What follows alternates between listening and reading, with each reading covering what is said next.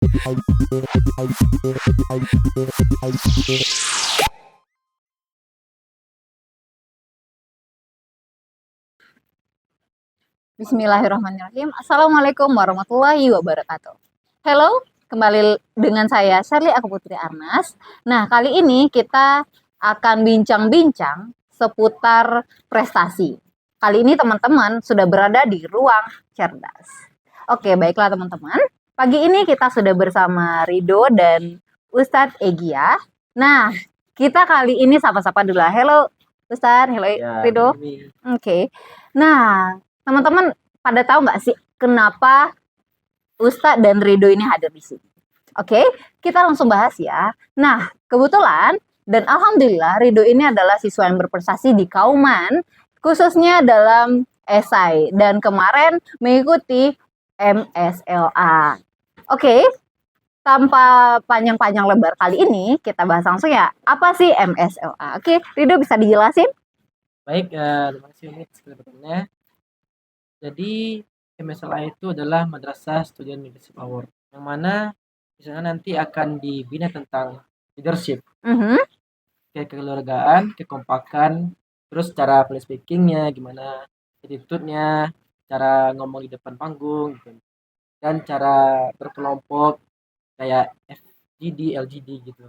Jadi dilatih banget gitu kekompakannya, kerjasamanya gitu, kolaborasinya dengan teman-teman yang lain. Oke, Madrasah Student Leadership Award. Dan ini tingkatnya nasional. Oke. Nah, omong-omong tentang ini, bagaimana sih perjuangan dari MSLA?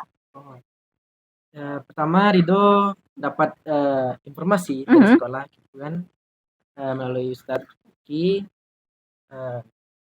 terus dipanggilnya Rido sama ada satu lagi namanya Kak Hanifah, jadi diundang untuk ikut lomba ini dan nanti akan dibimbing oleh strategi.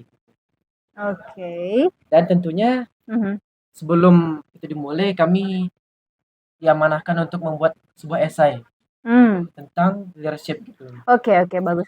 Nah nih, halo Ustaz Egi. Nah, tadi kan Rido udah memaparkan sedikit tentang MSLA. Menurut Ustadz ini, karena ini adalah sesuatu yang cukup baru ya di Kauman, karena kita belum pernah mengikuti ini sebelumnya. Gimana sih pandangan Ustadz tentang MSLA ini? Oke, baik.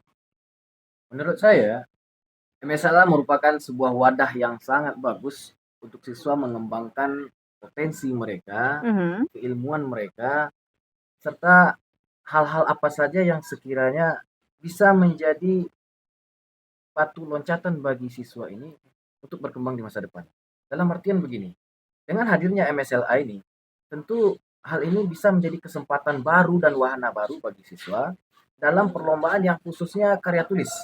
Karena memang seleksi awalnya merupakan karya tulis berbentuk esai. Temanya waktu itu tentang kepemimpinan yang ideal.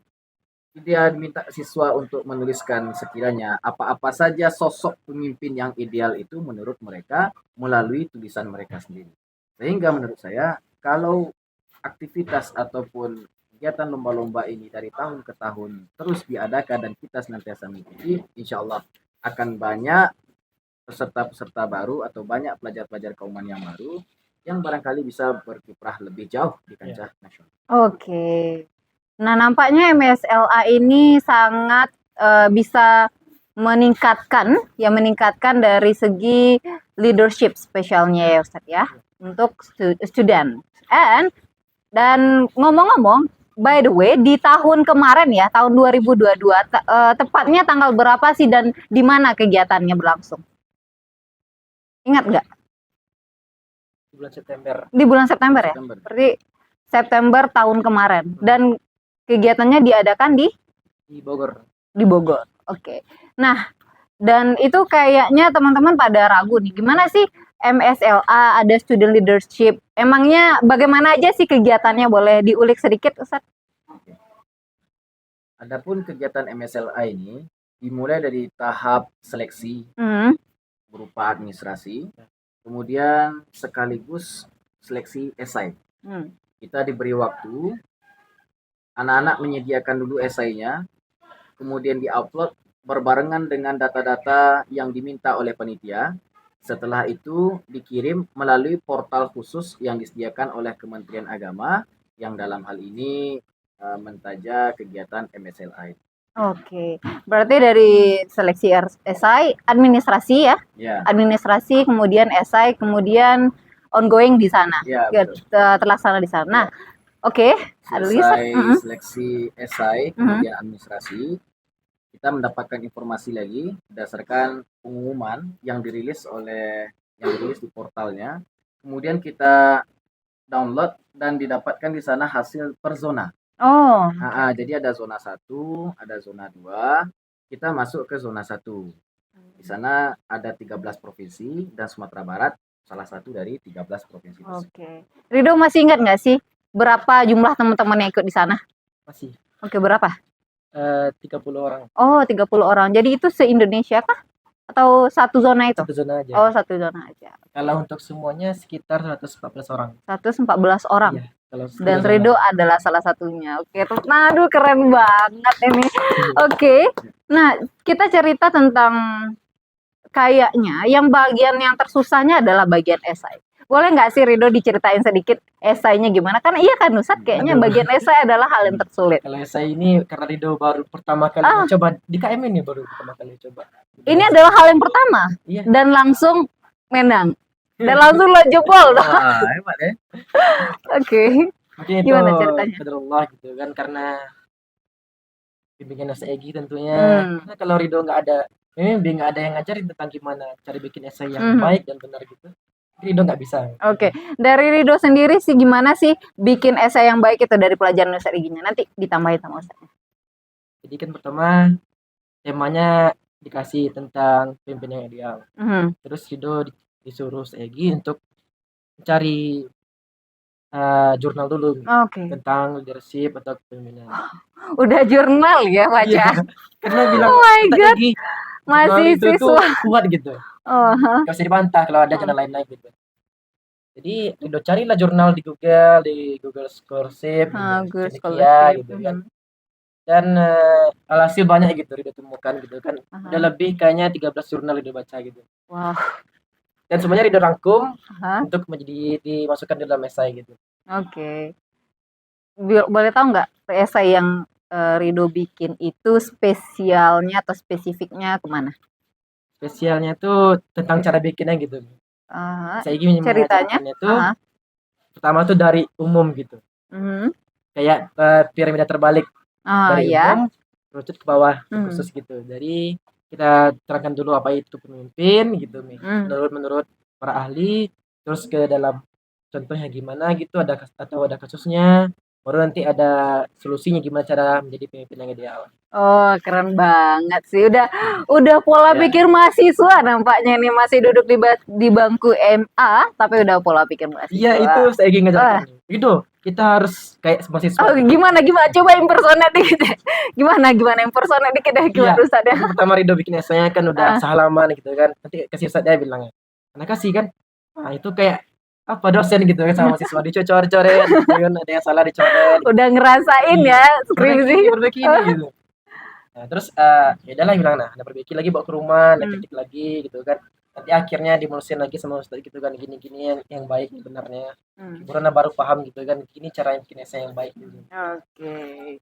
Nah, thanks ya Rido ya. Kayaknya masih pengen detailnya dari Ustaz nih. Gimana dalam membantu Rido dalam bikin esainya Ustaz?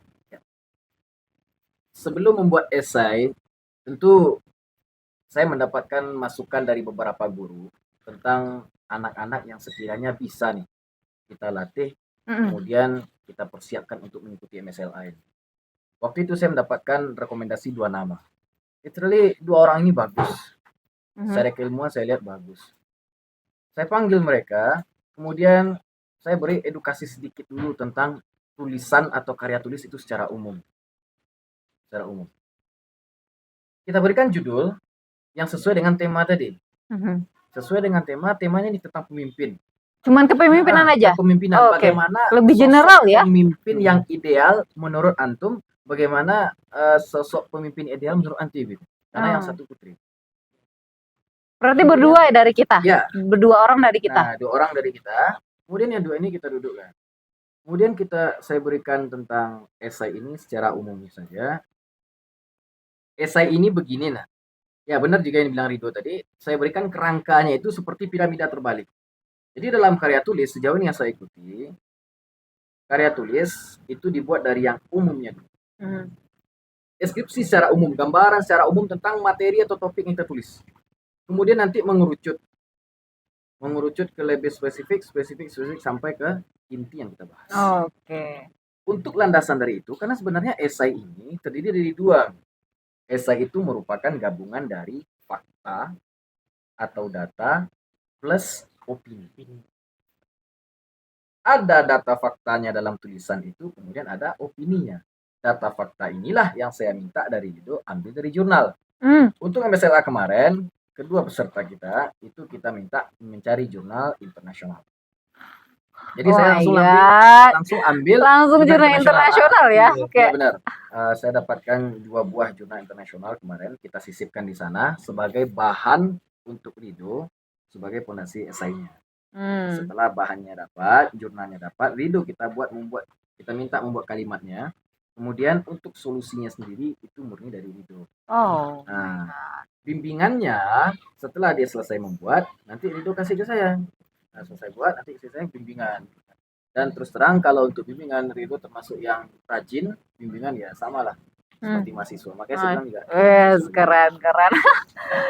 Kayaknya kalau dari lihat story Ustadz kayaknya nggak cuma di sekolah ya, ada di tempat-tempat lain bimbingannya. Ya. Sebelum saya bergabung dengan Poman Muhammadiyah, ketika masih kuliah, saya masuk skripsi itu di tahun 2016 akhir sampai 2017. Ketika skripsi di semester akhir, saya juga diminta oleh dosen untuk menjadi pembimbing mahasiswa. Jadi dosen karena telah terlalu banyak mahasiswa bimbingannya, berhubung saya jumpa sama dosen tersebut dan beliau kenal dengan saya, jadi beliau juga minta lagi, tolong dibantu mahasiswa ini. Jadi di tahun 2017 itu saya bimbing mahasiswa 2011, mahasiswa 2012 yang notabene senior saya, karena saya BP 2013, kemudian mahasiswa 2014 saya bimbing 3 angkatan. Nah, dalam skripsi. Jadi kalau saya kan udah miniaturnya itu kan, kalau skripsi kan yang untuk komplitnya. Udah Rido bertemu dengan guru yang tepat banget nih. Iya. Oke. Nah, omong-omong nih ya Ustadz ya, kan tadi ada cerita tentang esainya. Boleh nggak Rido atau Ustadz ceritain gimana sih esai yang dibikin itu? Sehingga esainya memang lulus gitu. Coba Rido dulu. Lulus seleksi. Jadi pertama kan Rido angkat tema, judulnya. Iya. Dan dibantu dengan saya Egy. Apa judulnya? Pemimpin berkualitas yang menyongsong Indonesia Emas. Oke. Nah, jadi Rido paparkan dulu menurut jurnalnya apa itu pemimpin gitu kan. Nah, Rido dapat intinya dari pemimpin gitu. Karena pemimpin itu bukan seperti bos gitu. Kalau bos kan cuma mengatur gitu kan. Gak ada untuk terjun dalam lapangan gitu, cuma ngatur, ngawasi aja gitu kan. Jadi dapat intinya itu kalau pemimpin itu emang ya udah ngatur, mengawasi dan langsung terjun membantu bawahannya gitu pemimpinnya. Jadi pemimpin itu emang ya harus kompak dengan anggotanya semuanya, gak kayak bos gitu. Udah kayak ngomong sama orang politik gitu ya. Oke. Kemudian? Terus itu cari lagi tentang pemimpin, ada dari para ahli Sujarkanto contohnya. Terus Rido cari lagi mulai tengah ini nih tentang kasusnya gitu. Berarti masalah apa yang diangkat di sana?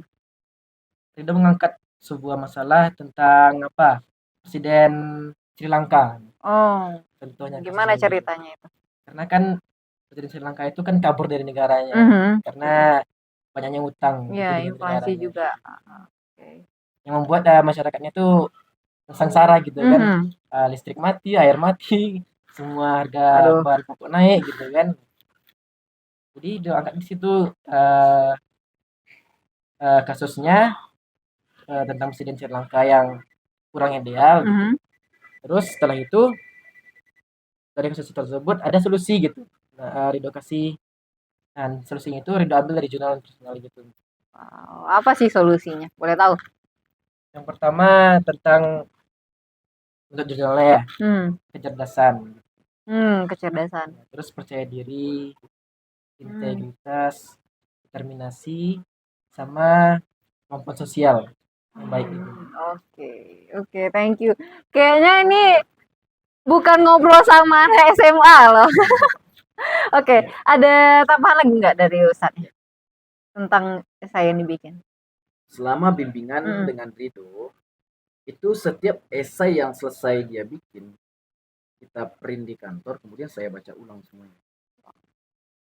Struktur dan kerangka berpikir dari esai itu saya pelajari semua. Mana yang sekiranya nggak nyambung, nggak pas, itu kita coret. Hmm. Yang kedua, kalau sekiranya kalimatnya nggak padu, juga kita coret. Yang ketiga, kalau kalimatnya tidak menarik, juga kita coret. Jadi setelah saya coret, itu saya berikan, ini bagusnya tulisnya begini, saya berikan solusinya begini, ini bagusnya tulis begini. Sehingga apa?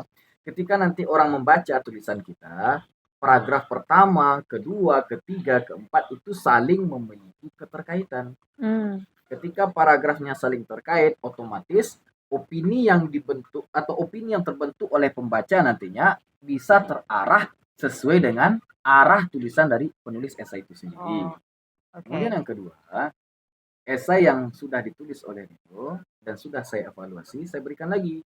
Saya berikan lagi ke Rido, Rido bikin esai baru lagi sesuai dengan instruksi dan arahan yang sudah kita berikan tadi. Setelah selesai, kegiatan tersebut berulang kembali.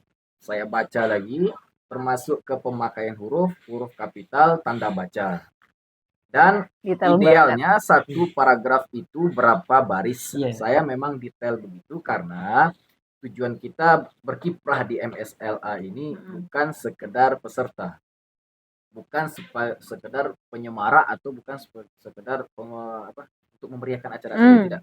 Tapi kita ingin mengikutkan anak kita di MSLA ini ikut sebagai peserta orientasi kita menang dan berkiprah di nasional. Oke, keren banget.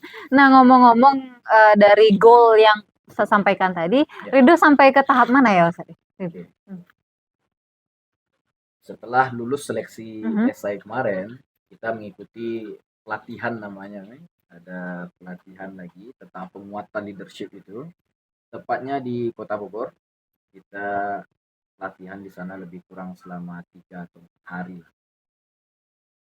Adapun aktivitas selama pelatihan di sana, secara umum mendidik dan melatih anak kita lagi secara grup maupun individu tentang penguatan leadership ini. Nah, untuk kiprah Rido sendiri, kemarin Rido sampai ke peserta pelatihannya saja. Training kayak gitu ya? Dalam artian peserta trainingnya saja. Untuk finalis kita belum berkesempatan dan insya Allah di tahun ini jika MSLA ada lagi kita akan ikut. Bisa lagi Rido ikut? Barangkali bisa. Oh, wah, keren. Nah, udah ada pemahaman dan pengalaman sebelumnya juga ya. Udah jauh juga. Nah, obrolan tentang MSLA kayaknya seru banget ya. Gimana sih? Apa sih kalau dari Rido, apa sih yang Rido dapat selama MSLA itu? Di MSLA itu banyak, pertama tuh kan dikasih kelompok nih. Jadi Rido lebih paham. Ini ketika trainingnya? Iya. Atau jadi ketika udah selesai seleksi administrasi, esai, kemudian pergi ke Bogor langsung gitu? Langsung pada hari pertamanya langsung dibagi kelompok. Oh my god, really nice. Oke, terus disitulah Rido belajar gitu kan. Gini ya, kalau jadi kelompok gitu kan, gimana cara memimpinnya, cara ngasih pendapat atau solusi gitu. Oke, dari kegiatan di dalam kelompok itu ngapain? Lebih tepatnya kayak FGD. Oh, gitu. FGD, oke. Jadi disuruhlah secara berkelompok merumuskan satu tema gitu kan untuk nanti dipresentasikan. Disitulah kami semuanya beradu pendapat gitu, gimana bagusnya, gimana solusinya gitu. Oke, ini berarti sebelum keberangkatan ada nggak pemahaman dan pembekalan FGD-nya dari Ustadz dulu? Ada. Oh ada, udah well prepare banget Ustadznya ya. Oke, gimana? Terus jadi FGD ini karena untuk setaraf SMA tuh kayaknya nggak banyak deh yang pernah ngalamin gitu, dan Rido beruntung banget. Apa sih selain kepercayaan diri dalam berpendapat, apalagi sih yang didapat dari MSLA ini? Tentang public speaking ya. Public speaking, oke. Iya. kan di sana disuruh nanti ada suatu masalah, siapa yang bisa ngasih solusi berdiri Oh, gitu kan. critical thinking juga. Iya. Complete in one ya. Oke, Iya. keren banget. Nah, kayaknya kemarin ini kalau nggak salah Rido juga ikut Jambore Pelajar nggak sih? Lulus tahap seleksi itu. Gimana ceritanya? Sama kayak misalnya gitu. Oke. Sama-sama itu ya. Tentang seleksi administrasinya, terus disuruh juga bikin esai gitu. Oh, kinesia juga. Dengan Ustadz Egi juga. Iya, esai gitu. Keren. Memang ada satu paket ya untuk esai ini ya, Rido sama Ustadz Egi. Oke, lalu gimana ceritanya? Temanya apa waktu itu? Tema esainya tentang digital. Oh, digital. Oke. Bahaya digital, kekerasan digital gitu. Oke. Kayak apa ya? Dangers of digital harm gitu. Oke. Jadi kemarin ini gimana yang Jambore Pelajar nih? Sempat diikuti kah atau bagaimana? Karena mungkin ada satu Kendala? makanya nggak jadi ikut ke Sana. tempat lain. Tapi berhasil kan? Sempat berhasil lulusannya. Iya, lulus seleksi gitu. Oh. Ini didikan Ustadz Egi ini memang nggak main-main, dia nggak ada obat nih. Oke, nah Ustadz selama melihat ini Rido dan apa sih kesulitannya dalam membantu Rido, mensupport Rido? Kalau kesulitan dalam membantu Rido atau selama proses bimbingan, saya merasa nggak ada satupun kesulitan yang kita temui. Wow. Justru yang saya temui adalah itikat baik dan semangat yang luar biasa dari anaknya. Karena dalam proses bimbingan tentu harus terjadi kerjasama yang baik antara guru pembimbing dengan siswa yang dibimbing. Kalau seandainya yang semangat hanya salah satu saja, maka proses bimbingan ini tentu akan terhambat. Yang saya lihat dari pribadi Rido adalah Rido disiplin. Ketika kita minta buat esai dan ketika kita minta revisi malam hari, maka malam itu dikerjakan. Wah. Nah, besoknya langsung dikasih. Dan inilah yang membuat proses bimbingan kita lancar. Karena mengapa? Seperti yang sudah kita dengar tadi, Rido mengaku baru pertama kali mengikuti esai atau karya tulis. Karya tulis bukanlah sesuatu yang mudah dalam artian asal tulis kemudian langsung dikirim, tidak. Karya tulis haruslah memahami atau haruslah mengandung unsur-unsur ilmiah di dalamnya. Berhubung ini esai, maka unsur-unsur ilmiah melalui data, fakta, kemudian opini dari sang penulis tentu harus padu. Nah, kita sebagai pembimbing, saya sebagai pembimbing ditugaskan untuk bagaimana caranya meramu itu semua dalam satu tulisan sehingga menghasilkan karya tulis berupa esai yang berkualitas serta enak untuk dibaca. Gitu. Oke, keren sih, keren. Nah, kayak wow banget. Serius nih, kayak ngerasa ini udah nggak level SMA lagi gitu. Tapi bersyukur banget ya, Rido. Biasanya ya Ustadz ya, yang begitu tuh adalah anak-anak yang ambis. Biasanya anak-anak yang berprestasi di sekolah SMA-nya berasal dari anak-anak yang ambis, dari memang udah daripada dasarnya anak ambis.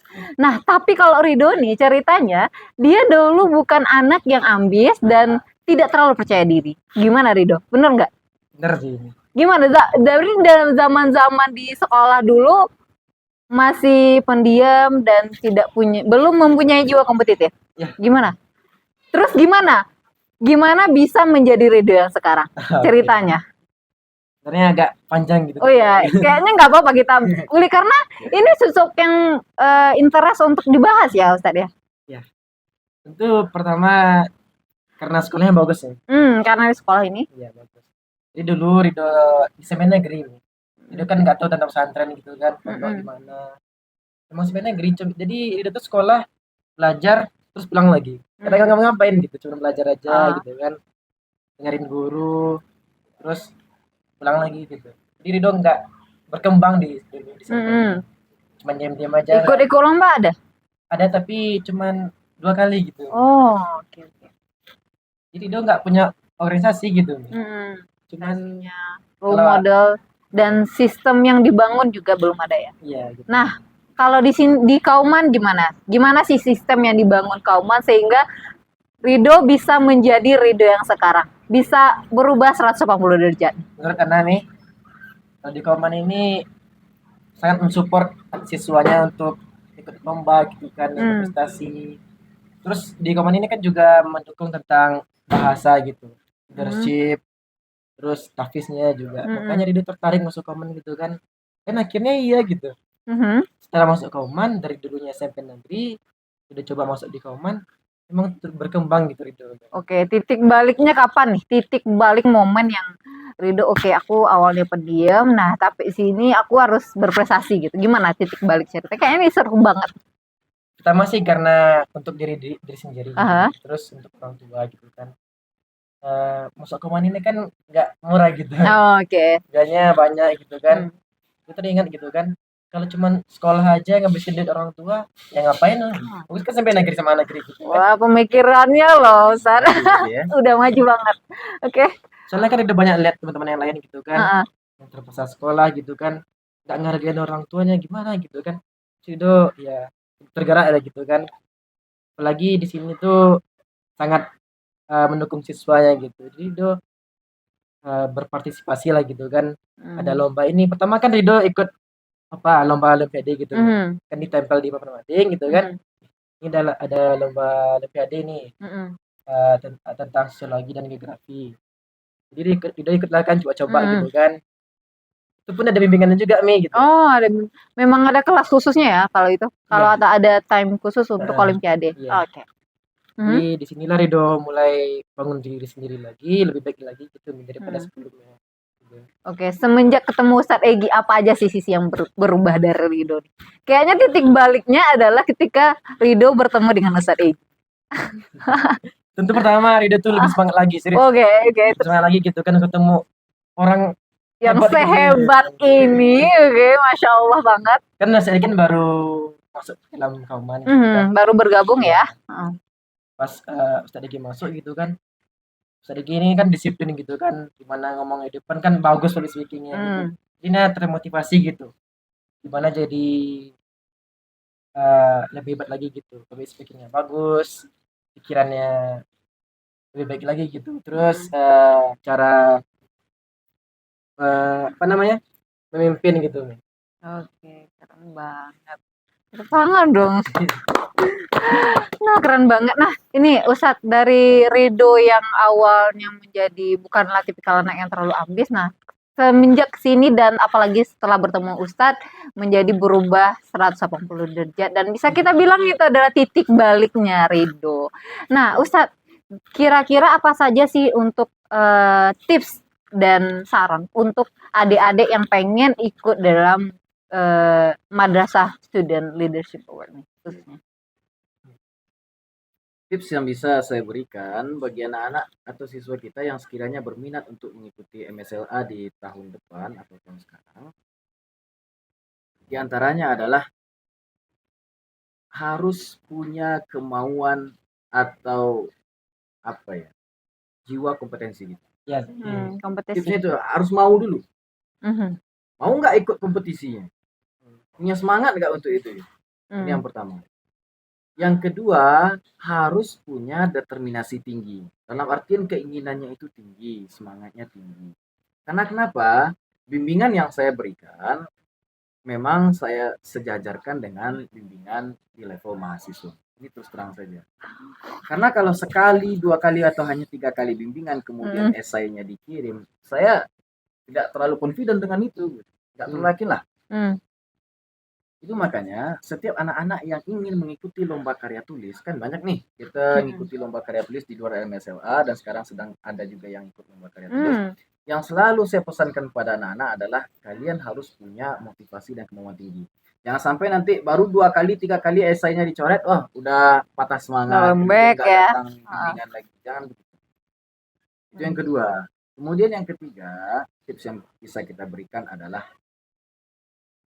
ya jiwa pantang menyerah. Maksudnya begini, kita nggak bisa menjamin dalam sekali percobaan ikut kompetisi karya tulis, misalkan ini esai, kita nggak bisa kasih garansi sekali ikut langsung jebol, sekali ikut langsung menang. Nggak, kita nggak bisa kasih begitu. Dalam artian apa? Barangkali jika setelah susah-susah membuat sebuah karya tulis, kemudian nanti diikutkan lomba dan qadarullah belum menang, maka jangan berkecil hati dulu. Jangan kecewa dulu, jangan patah semangat dulu. Barangkali kesempatan dan rezekinya bukan di sana, tapi di kesempatan yang berikutnya. 3 itu saja lah. Oh, kayaknya 3 itu keren banget saya. Jadi kalau misalnya nih Ustadz ya, orang ini, oh aku belum pernah belajar nulis, aku belum pernah kalau misalnya dalam esai itu kan biasanya bukan hanya pengalaman nulis ya, tapi juga pemahaman tentang konten yang akan dibahas. Gimana kira-kira? Apakah bisa? Kalau Rido kayaknya bisa aja. Apakah bisa hal serupa terjadi dengan siswa-siswa lainnya? Oke, baik. Untuk hal itu, apabila misal anak ini belum ada pengalaman menulis, atau katakanlah mereka nggak ada bakat menulis, bagi saya itu bukan sebuah masalah. Karena setiap manusia itu bisa jadi pengalamannya beda-beda, sehingga misalnya ada satu anak dengan anak yang lain, anak ini belum punya pengalaman, anak ini belum punya keahlian, bakatnya nggak ada di sana, nggak apa-apa. Intinya selama mereka punya kemauan, kita bisa. Oh, Insya Allah kita akan pandu. Artinya apa? Yuk mulai aja dulu, tulis saja dulu.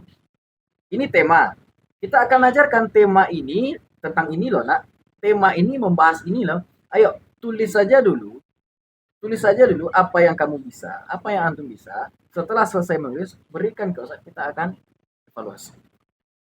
Oke. Sekali evaluasi, nanti ada kemajuan.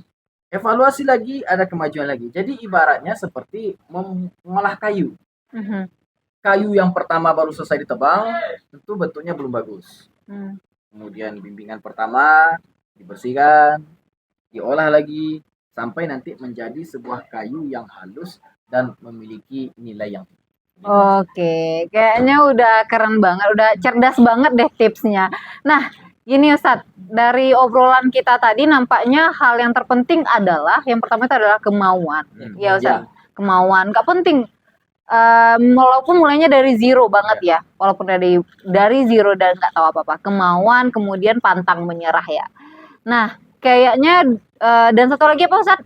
Kemauan, pantang menyerah, dan keingintahuan ya, determinasi tinggi. Oke.